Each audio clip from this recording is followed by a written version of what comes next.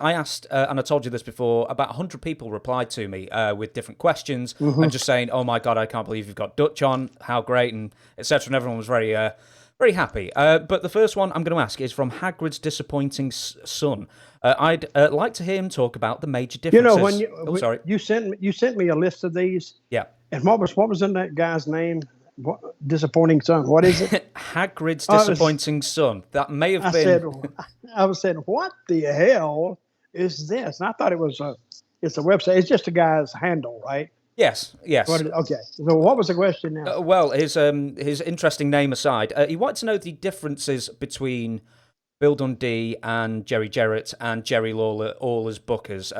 What were their main things that they would go to? Who would they bring in? Who would they not bring in? What were the differences between all three?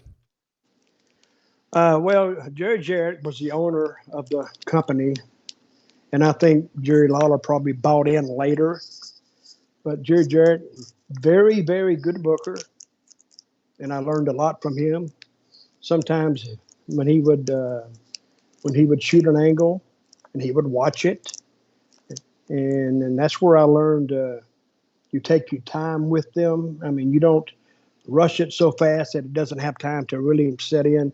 And granted, the fans back in the day were different, but what all of them had in common is, and me too, is you had to listen to your audience. You had to watch them and see what they liked and what they didn't like. It's like a comedy clubs. Say a comedy club, they might pop at certain jokes. It's the clientele of people that you attract. And some things they just won't go for. But and Memphis was always known for wild, outlandish TV, and but the people there grew up on it, liked it, because there's a reason that Memphis was one at the time in the early '80s, was probably one of the greatest wrestling towns in the world. To go and it ran in the hot time of the season was of course the summers because the kids were out of school and that was your vacation time. But to fall out in Memphis every Monday night and have an average of 8,500 to 9,000 people there. Hang on a second.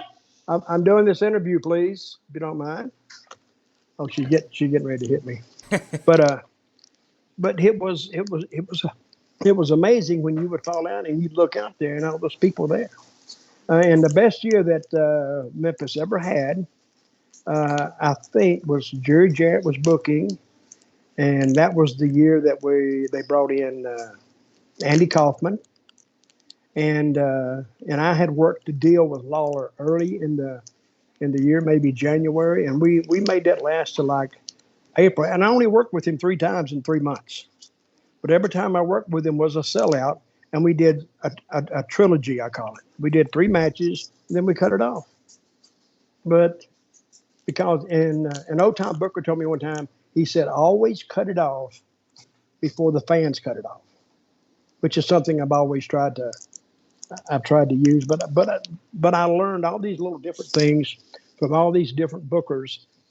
And remember one thing about bookers: bookers sometimes successful bookers weren't necessarily your best wrestlers or your best workers. It's like your best baseball managers were never the greatest baseball players because great baseball managers, they spent time in the dugout watching the manager manage the game instead of playing. So that's where they learned it. So, and it is difficult, but it's not impossible.